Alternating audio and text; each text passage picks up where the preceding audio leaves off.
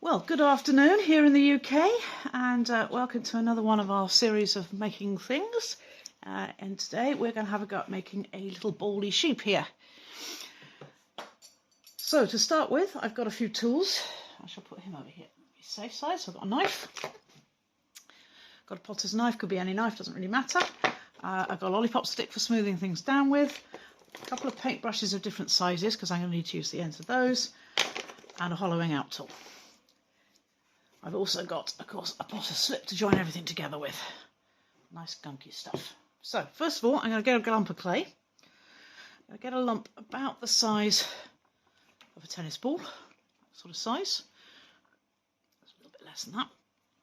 And I'm going to break this ball in half, like that, or cut it if you're not feeling strong enough. And the first thing I'm going to do is squash each half into a round ball.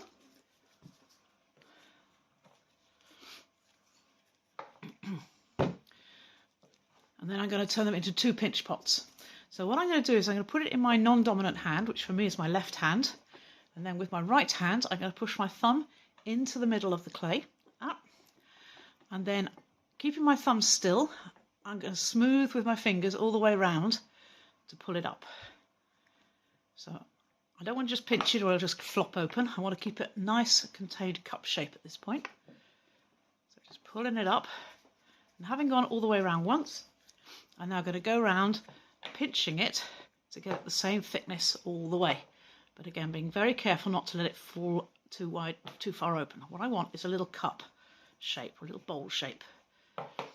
By the way, in case you can hear some banging in the background, we have Emma in the studio here today, busy making our signature Highland cows for an order we've just had in from one of our gift shops in Scotland. Right, so that's one half. Having done that with the one half, and now I'm going to do it with the other half. So same again, push my thumb in and then pull it all the way around, pulling it up. So make sure you're pulling it up, your thumb's still, move your fingers all the way around, and then go around it again, pinching it to make sure it's the same thickness all the way around. Hopefully about the same thickness as the other one. Don't make it too thin. If you're working with stoneware clay like I am, it doesn't like to go any thinner than about half a centimetre, which is about 3/8 of an inch. I go like that, way around. Ideally, these two are going to fit together. Yep, good. Okay. If they don't panic. They can always be made to fit. And even with the best made plans, you'll find that it won't be a perfect fit. So having got the two halves, I'm going to get my knife and I'm going to score all the way around the top face where they're going to stick together on both sides. That. Okay. And then get some of this lovely gunky slip I've got here. Paint that onto one of the sides. And then fit them together as best I can. So as I said, slight difference. So find bits that are high, bits that are low. But if you've got a big hole, again, don't worry. Just manipulate the clay together till it joins. If it overhangs a bit, again, it doesn't matter. Get them together. Then I'm going to get a piece of clay and roll it into a coil. Like that. And then put a bit of slip around the join. You see I've got a bit of a hole there, so I'm going to start with putting the coil over that hole.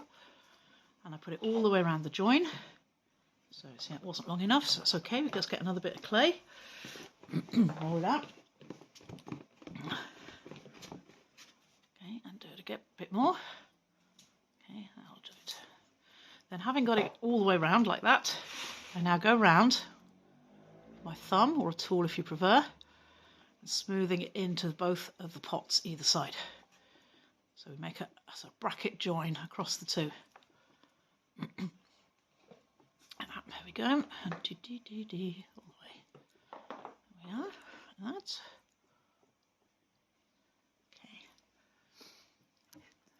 Okay.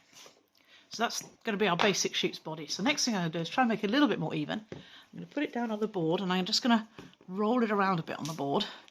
Get rid of some of those lumps and bumps. Now because most of this surface is going to be covered with balls for the sheep's hair, it's not absolutely essential that this is perfect. But I just wanted a little bit more the right shape.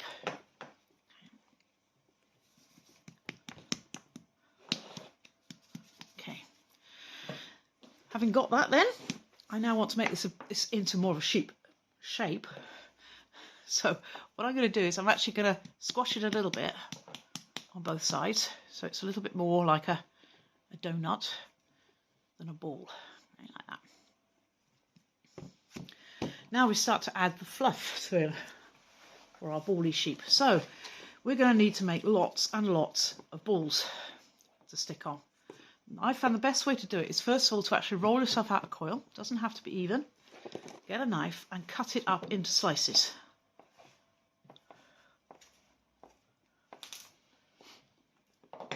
Now the nice thing about this make is it doesn't matter if the balls are the same size, different size, doesn't matter if they're not even round. So just as long as there's lots of them. So we roll them up. By doing it this way, it gets a little faster. So all I'm doing is I'm just very, very quickly rolling them around in my hand, take the edges off them. Do them stuck together, okay, like that. And when we've got a number of them ready, we go back to our sheep and we apply some slip. And what I tend to do with this is I tend to work sort of from the front to the back, if you like. Start with making a row on the top. So you get your balls, you put them in position, give them a wiggle, make sure they're on, and just keep sticking them on.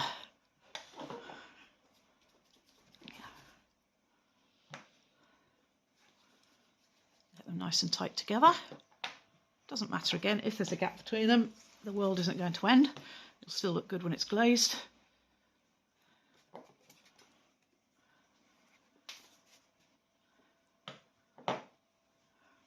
And then once we've done the top, then we start to work down the side. Now, I'm not going to bore you to death for the next 20 minutes watching me stick balls of clay onto another ball of clay. So I have got one that I did earlier. So I went all along the top there, and then I worked all the way down on either side. I haven't bothered with the bottom. You can do, it's entirely up to you, but it's not necessary because that is going to be the bottom. You're not going to see it. And it gives us something to attach the feet to. So having got it covered in balls, the next thing is to add the head. So let's get a bit of clay. And the head is basically a fat coil. Roll out. Okay. Right. And this is where you have to decide how big you want the head to be. And this is a purely personal decision on this. Now the ones I'm making with really big heads. So I'm going to have head looks fine for me, but you might want a smaller one. So I'm just going to shape the nose in. Now because this is such a big lump of clay, if you're firing it, the risk is that this isn't going to be dry properly and his head might explode. So we don't want that. So I've got a hollowing tool here, or a throwing tool. And what I'm going to do is I'm just going to cut some of this clay out, like that. Hollow it out a bit, so make it a bit thinner. That'll give it a better chance to dry. And then when I come to attach it to the sheep, I'm going to put a hole in to the body cavity so the air from the head can escape into the body. So I want my head, just mark it up, see where we're going to go. Right, my head's going to go there, so I shall go in there, make a nice big cavity. Make sure it goes in by giving it a blow. It should sound like you're blowing into a bottle if you got it right. And then I'm going to scrape the back of the head and affix the head like that. Again, give it a good wiggle, make sure it's on. It's a little bit chilly today. I had turned the heaters right down, but the temperature's dropping so much in here that fan heaters are kicking in again. Okay. Right. So he's got a head. Next thing, he's going to need some ears. So I'm going to get some clay. Again, roll it into a coil again. If you're having trouble with coils, always remember long, long rolls without too much pressure, just a little bit of pressure, not too much, otherwise you'll make it go square. Although in this case it doesn't matter if it does, because we're actually going to have something that's reasonably flat. Now that's a bit too big for our ears, so I'm going to cut that down to there and then shape the end so it's round at both ends. Now this is actually going to be 2 ears, so I then cut that in half again, and I'm going to shape each ear. So I'm going to pinch it into a point at one end, and then with the side of my thumb I'm then going to go in there and shape it. This might still be a bit big, we'll see in a minute. Like that. Give me an ear shape. So that's one. Let's do the other one. Again, make it pointed at one end, use my thumb to make a crevice for the ear. Okay. Yep, I think they're probably a bit too big, those two, so we're going to make them a bit smaller. I reckon that might do it.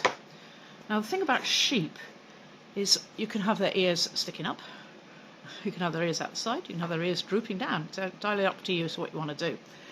This one, I think I might have his ears up a bit higher than the last one, so I'm going to have him like that. So, having decided, I get my ear,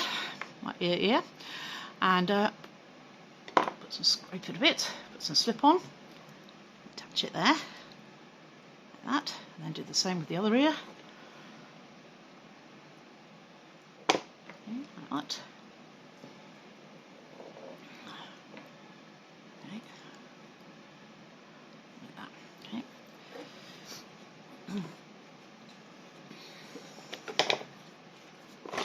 Then I'm going to smooth it in. So I'm going to get my tool and smooth the ear onto the top of the head there. Not too worried about this. I am going to cover up this area with some more balls in a minute. So it's not essential that it's tidy. It's just essential it's on properly. So again, I'm going to put a little coil behind the ear here. Get that ear in place. And then I'm also going to put a little coil up the back of the head to make sure that stays on too. So that's going to go on there. Quite often here in the studio, things like sheep and cows tend to be picked up by their heads to put them in the kiln, because that's often the least fragile part. So we have to make sure that they're on good and tight. You don't want his head coming off when we put him in. Okay, again, make sure it's on nice and tight. So it doesn't matter it's untidy, because I'm going to cover that up in a minute. So there he is, he's got his ears, just check them on the front, smooth them in if necessary. Okay. Okay. Next, I'm going to give this fella some eyes. So this is what I've got the big paintbrushes for. So I'm going to give him 2 eyes, obviously, one on each side of his head, so slightly in front of the ear on that side, and make an indent like that, and then looking him straight in the face so I get it right. Put one on the other side. Again, press that in nice and deep, make a nice deep cavity to put his eye in. We get a little bit of clay. Okay, right. That's a bit big for an eyeball. What I'm going to do is I'm going to roll 2. And then trim the other one down to size. Ideally what you want is an eyeball that will fit neatly into the socket, but still protrude a little bit. But you see that one's protruding an awful lot. So that's too big, so that's got to come out and be redone. Make it a little bit smaller.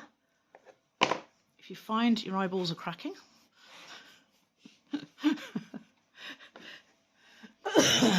you might want to try some eye drops, but if it's your sheep's eyes that are cracking, a little bit of water will help. Okay.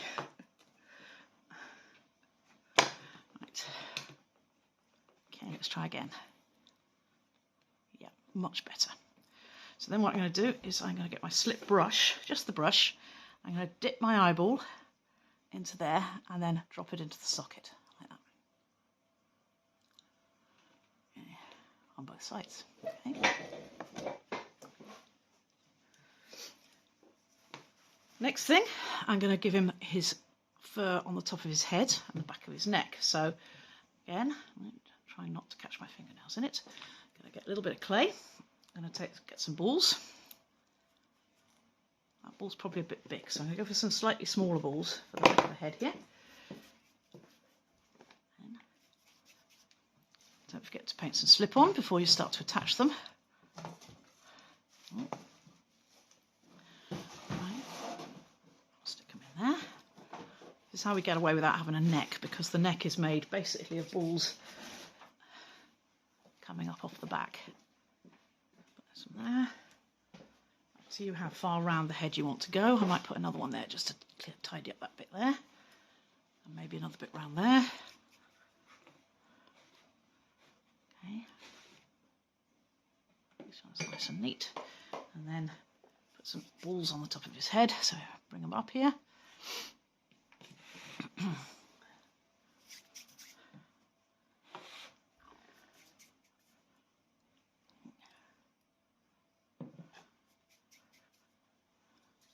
Too big. It's not going to fit between his ears. Ball there. Ball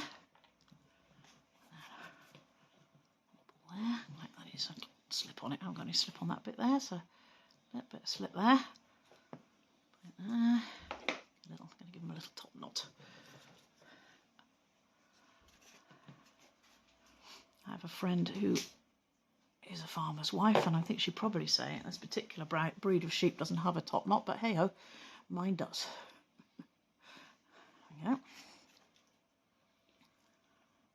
That's not going to go there. Yeah. I don't think he needs that in his ear. Put that there instead. Okay, right. Then, so we've got eyes. Now we're going to do his nose. And this is what I've got the other paintbrush for. So I'm going to push the brush in to make like a long slit there. And a long slit there. On the other side, like that, and have a look at it and realise I'm not straight. Let's try that again.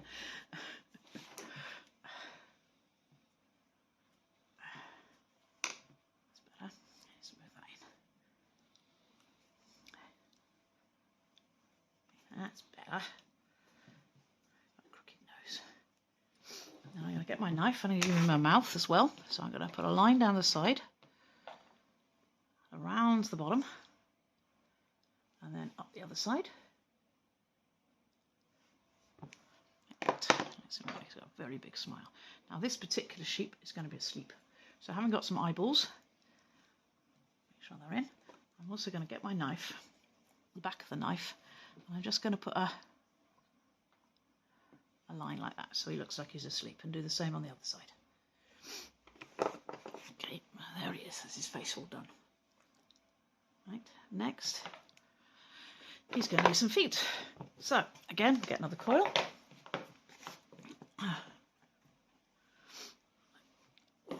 Chunky one.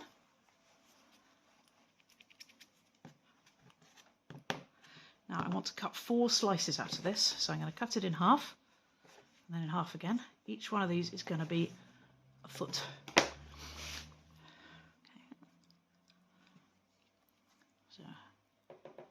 We want them flat top and bottom. We want them round on the side. So I'm just rolling them round to make them like little slices of log.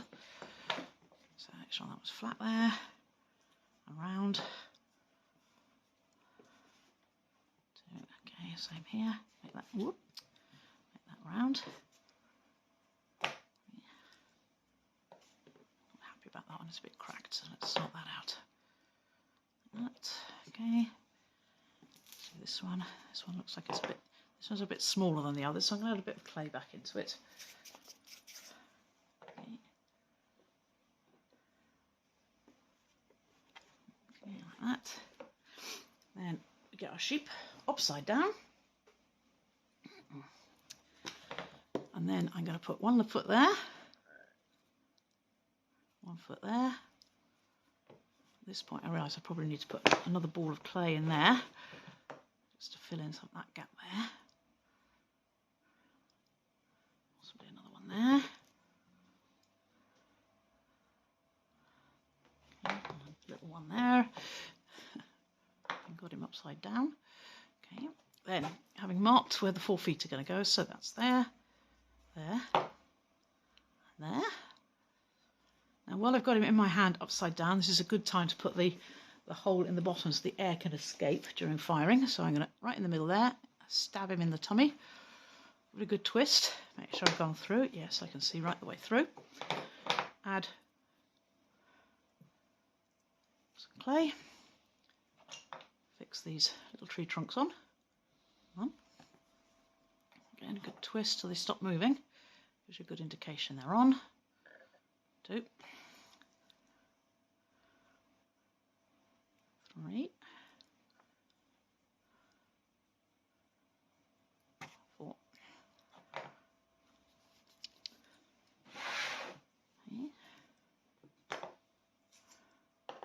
And to make them look like sheep's hooves, I'm just going to put a slot in them with the back of the knife, like that. If you wanted to make a bigger one, you could use a